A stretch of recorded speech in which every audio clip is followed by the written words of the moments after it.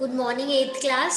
So, class, we are on our chapter number 8, Women, Caste and Reform of History. And we have already done a major part of it, ki women, how were they treated around 200 to 300 years back, and how was the society divided into caste system, and then how were the changes brought, basically reforms कैसे आए थे, social reformers जो थे उन्होंने अलग अलग movements किए थे, अलग अलग अपने एसोसिएशंस फॉर्म किए थे, which finally led to the development in terms of reforms. Okay, so we are now basically very well versed about few of the things. And when we talk about these things, तो हमें पता है बहुत सारे associations भी बने थे जिन्होंने इन रिफॉर्म मूवमेंट्स को एक पुशअप दिया था. ठीक है, तो ये जो रिफॉर्म मूवमेंट जिनके बारे में हमने पढ़ा है डिटेल में, उसमें हमने समवेयर कभी ब्रह्मो समाज का नाम पढ़ा है, कभी प्रार्थना समाज का, है ना. तो इन सारी जो है इनको हम अब थोड़ा सा डिटेल में पढ़ेंगे about each of these you can say associations, so that we know about how the people basically worked hard to bring changes in the society, positive changes.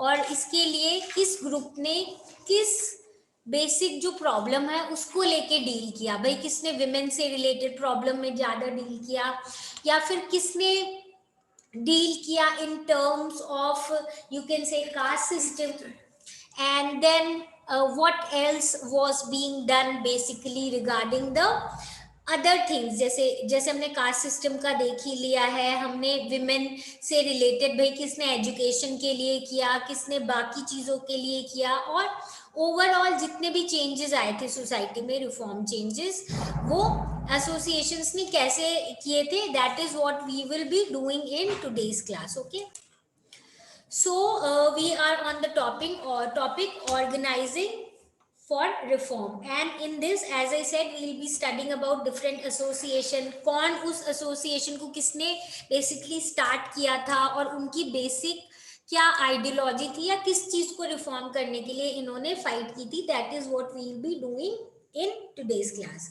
So let us start with Brahmo Samaj. Brahmo समाज हमें पहले ही हमने पढ़ लिया था कि basically who started it. ब्रह्मो समाज was basically started by राजा राम मोहन रॉय, है ना. तो राजा राम मोहन रॉय जो है, ही was the person about whom we have already studied that he was the one of the greatest reformer, and he founded this reform association of Brahmo Sabha, which was also called as the Brahmo Samaj. Okay, you can see a picture that is shown in your book on your page number 106. This is the picture of Keshav Chandra Sen.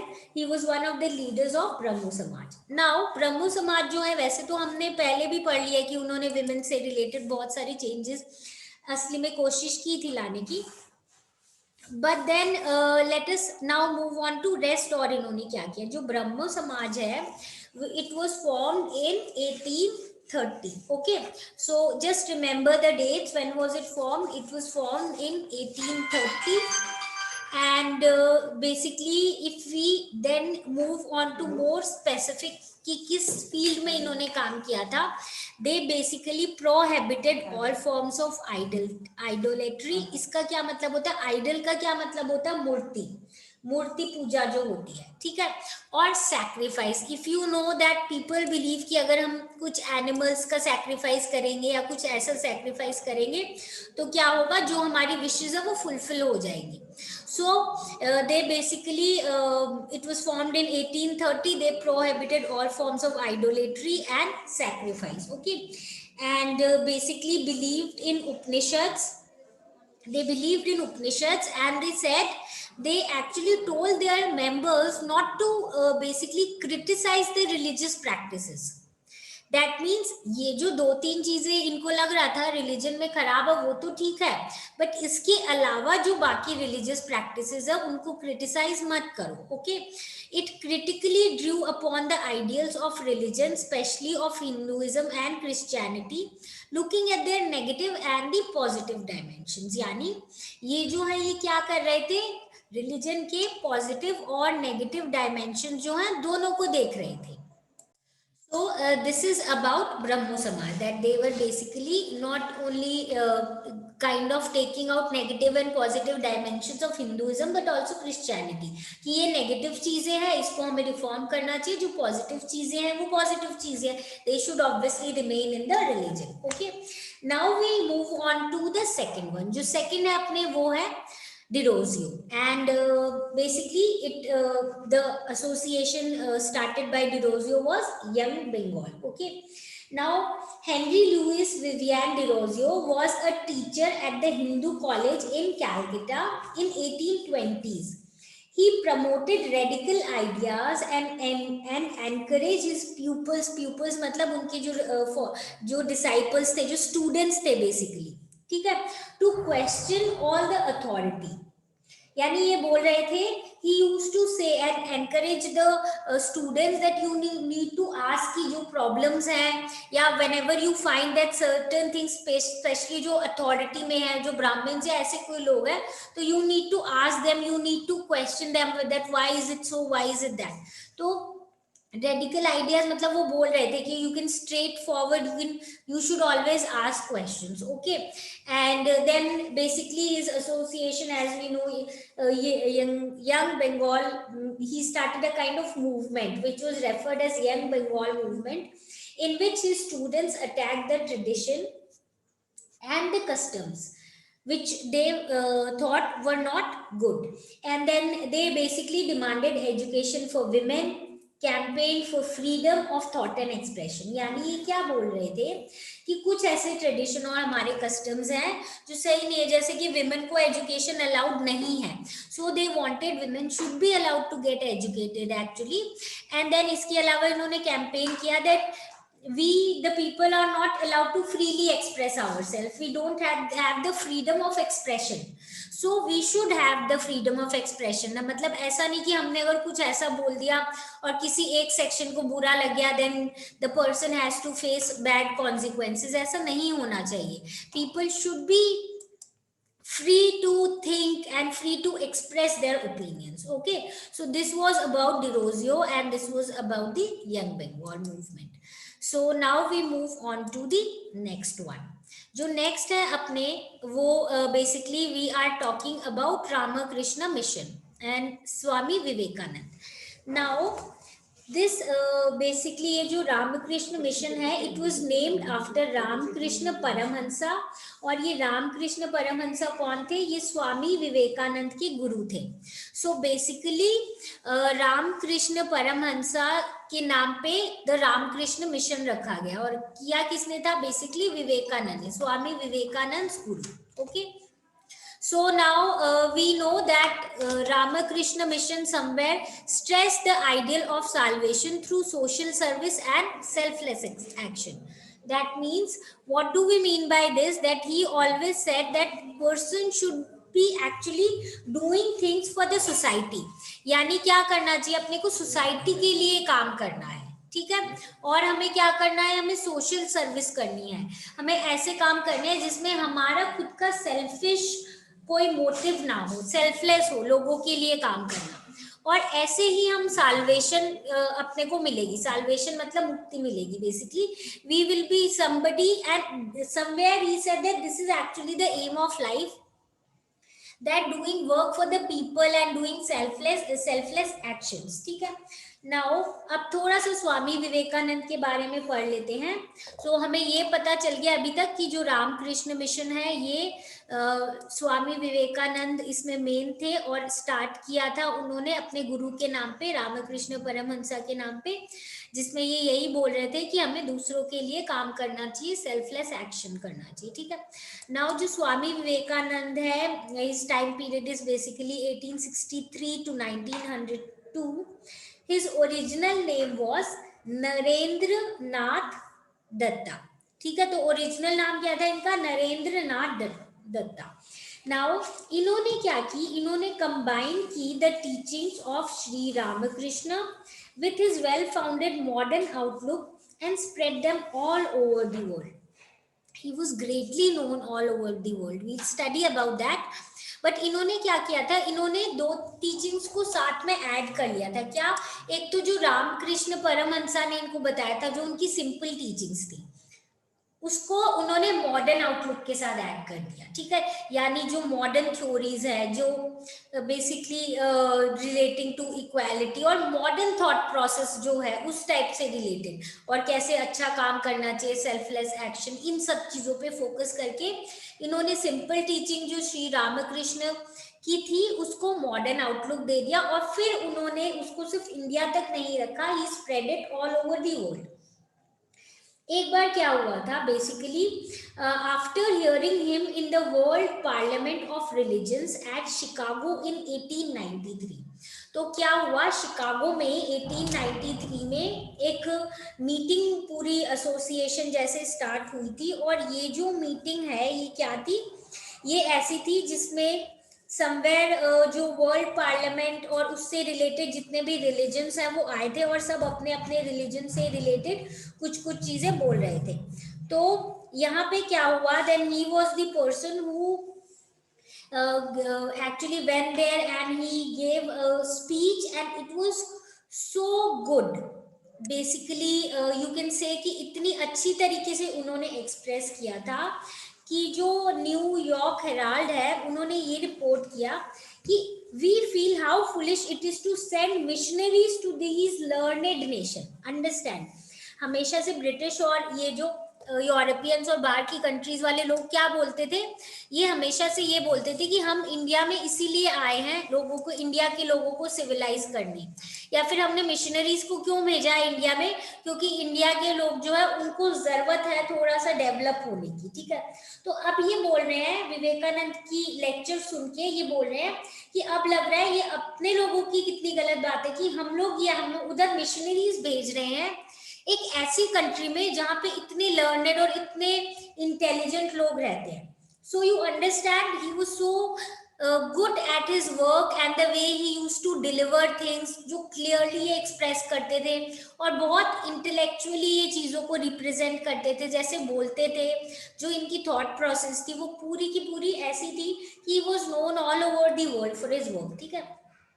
So indeed, Swami Vivekanand was the first Indian in the modern times who re-established the spiritual preeminence of the Vedanta philosophy on a global scale। यानी इन्होंने वापस से बताया कि जो वेदांता की जो जितनी भी फिलॉसफी है वेदास की, वो कितनी सही है, और उसको उन्होंने सिर्फ अपने तक नहीं रखा, मतलब अपनी कंट्री तक, उन्होंने ग्लोबल स्केल पे इस चीज को इस्टेब्लिश किया कि देखो जो स्पिरिचुअलिटी होती है, जिसको थोड़ा सा डिफरेंट होता है रिलीजन से, knowing many things internally somewhere, devoting yourself and knowing lot about the aspects, बहुत सारे फिलॉसफीज ऑफ लाइफ, इससे रिलेटेड इन्होंने क्या बोला कि जो वेदास में लिखी है उसकी कैसे इंपॉर्टेंस है, और इस फिलॉसफी को, वेदांता फिलॉसफी को उन्होंने ग्लोबल लेवल पे उसको इंपॉर्टेंस वापस से दिलाई।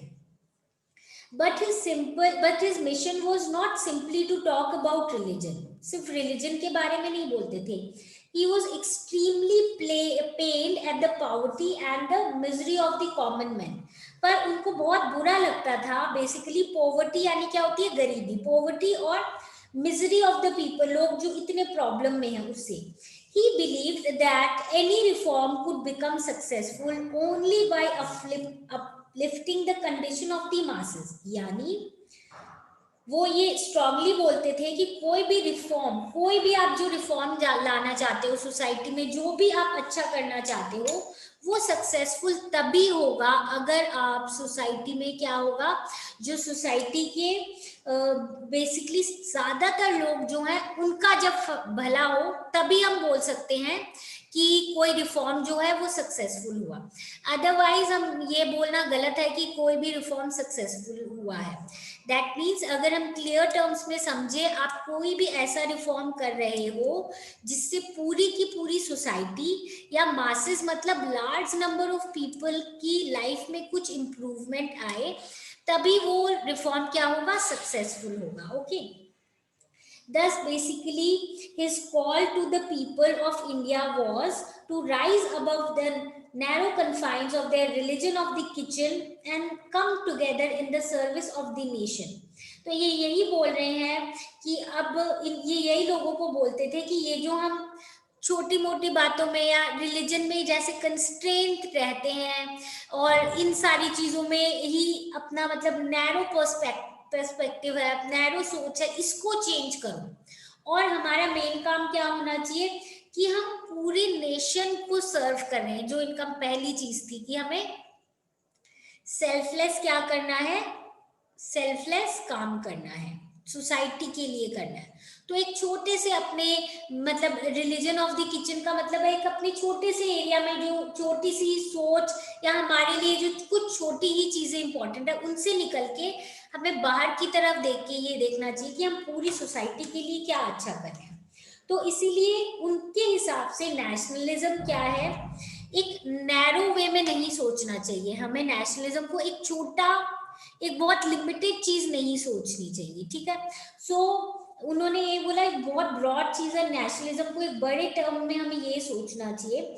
His sense of nationalism was, however, not narrow in conception. He was convinced that many of the problems facing the mankind could only be overcome if the nations of the world come together on an equal footing.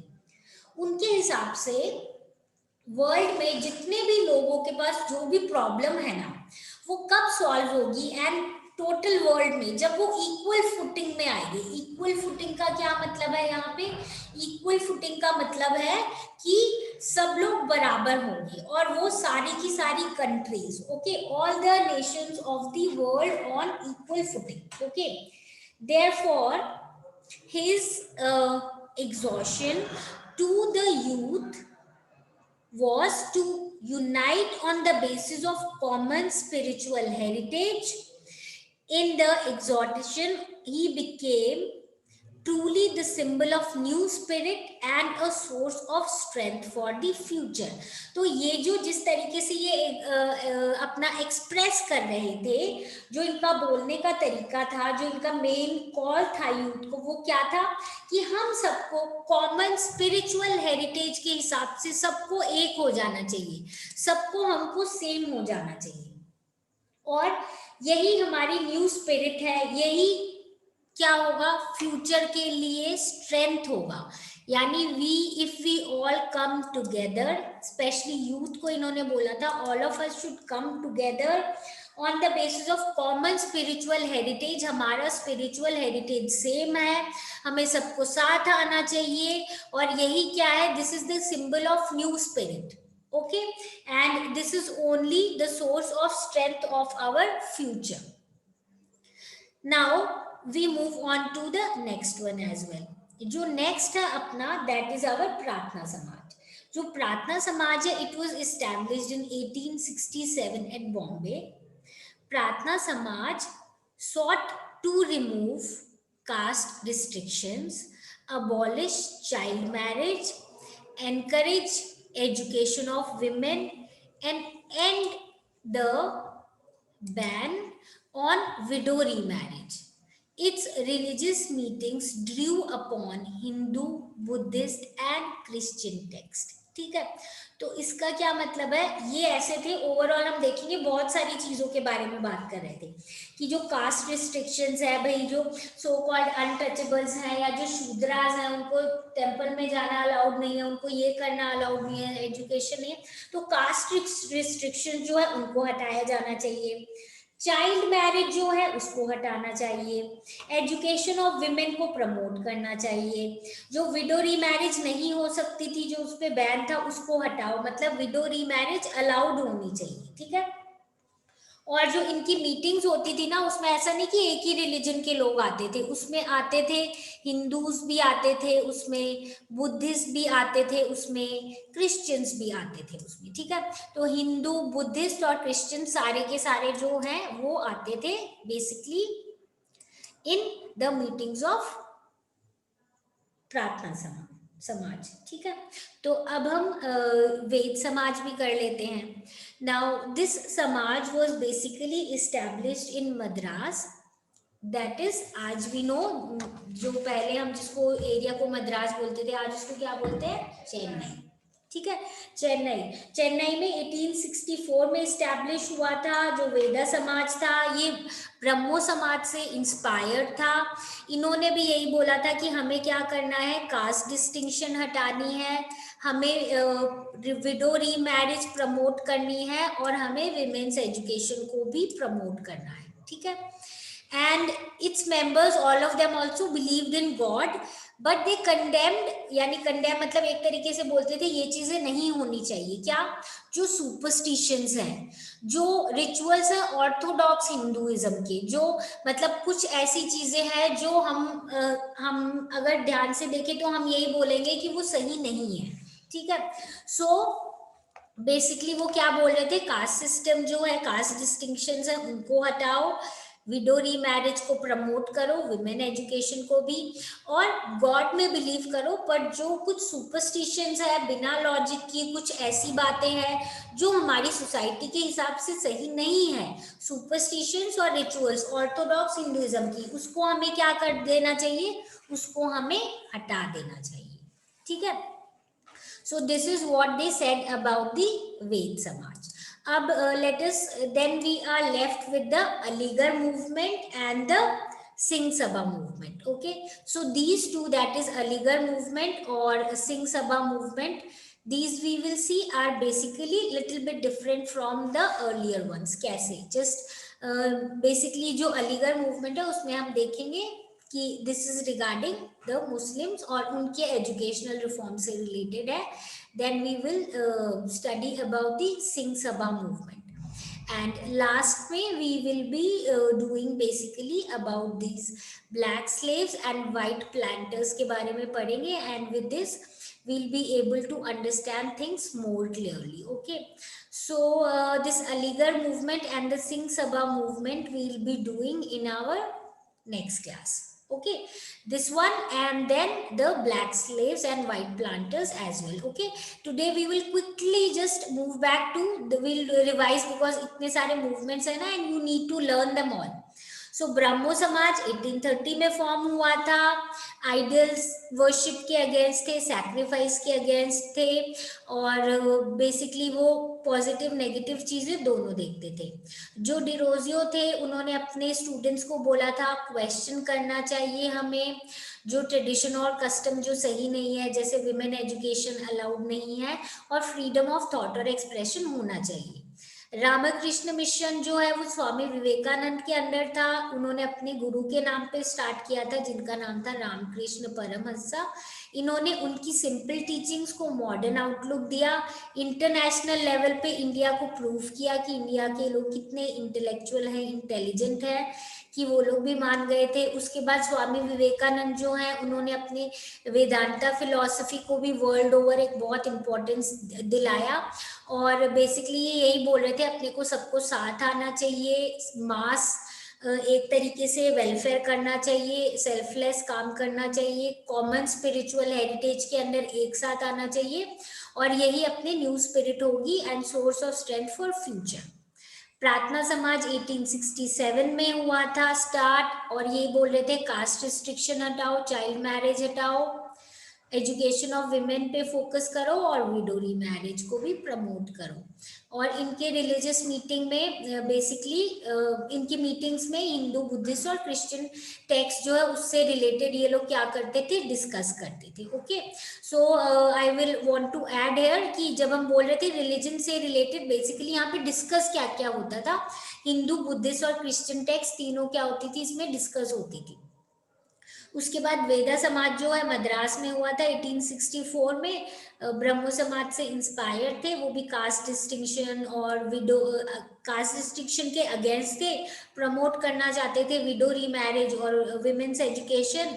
They believed in one God. अच्छा, when I said they believed in God, इसका मतलब वो बोलते थे भगवान एक ही है। ठीक है, they believed in one God, and then they said कि ये जो सुपरस्टिशन और रिचुअल्स है ये हमें क्या करने चाहिए, जो इलॉजिकल या जो ऐसे सही नहीं है उनको हमें कंडेम करना चाहिए। ठीक है, so here just in Prarthana Samaj I need to add one more thing कि जो रिलीजियस मीटिंग है इसमें ये लोग क्या डिस्कस करते थे, हिंदू, बुद्धिस्ट और क्रिश्चियन टेक्स्ट, ठीक है।